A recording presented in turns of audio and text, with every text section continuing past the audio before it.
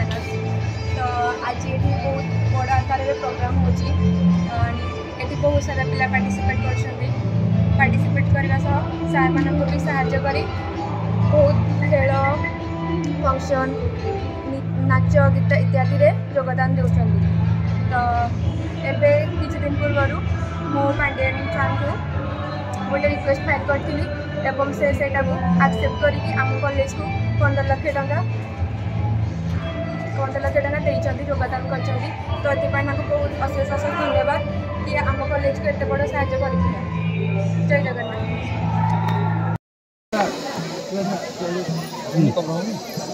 निराकार प्रधान जिला परिषद मेंबर पर्यटन IUIDP प्रोग्राम रे आज मते मुख्य अतिथि रूपे कॉलेज रखिथिबारु मु कृतज्ञता ज्ञापन करुछि एवं अशेष अशेष धन्यवाद देउछि माननीय मुख्यमंत्री नवीन पट्टनायक महोदय जो भली भाव युवपीढ़ीर आवेग को उपलब्धि करी ये प्रोग्राम करिछन्दी। पिला माने तो खुशी निश्चित भाव आम कॉलेज ऐतिहासिक एवं ओडिशार प्रत्येक कॉलेज प्रत्येक ऐतिहासिक प्रोग्राम सरकार तरफ नुआ ओ युव ओडिशा नवीन ओडिशा नामक जो कार्यक्रम आम कॉलेज रे अनुष्ठित होउछि यह 2/12/2023 मसीहा ठारू आरंभ होइछि एवं यार उद्यापन कार्यक्रम 21/12/2023 को धार्य करा जाइछि। आमर उद्घाटन उत्सव रे सम्माननीय विधायक एस्टीम्ड MLA डॉक्टर नृसिंह चरण साहू एवं जिला परिषद सदस्य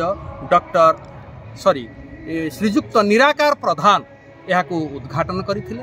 क्लोजिंग सेरेमनी रे आमर माननीय विधायक महोदय सम्माननीय उपसभापति ढेंकानाल जिला परिषद आमर ब्लॉक चेयरमैन मैडम तथा आमर जिला परिषद सदस्य श्रीजुक्त निराकार प्रधान एवं ग्राम पंचायत सरपंच श्रीमती गायत्री दलबेहरा को एथिरे आमंत्रण करा जायछि।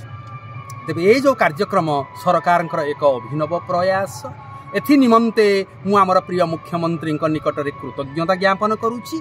कारण बण मल्ली को बणरे फुटिबा को ए कार्यक्रम दौ नाही।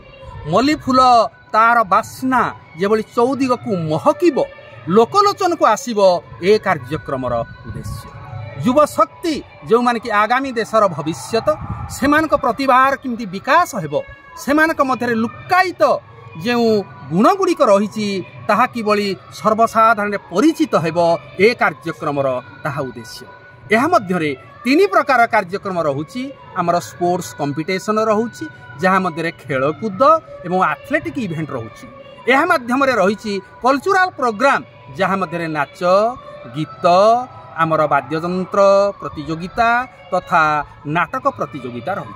सर्वोपरि सामाजिक सचेतनता कार्यक्रम रही जहाँ माध्यम रैली माध्यम आमे कुसंस्कार दूरीकरण निमंते विभिन्न कार्यक्रम हाथ को नेउछु।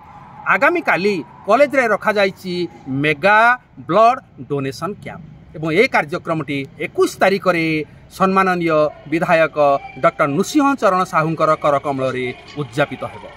धन्यवाद।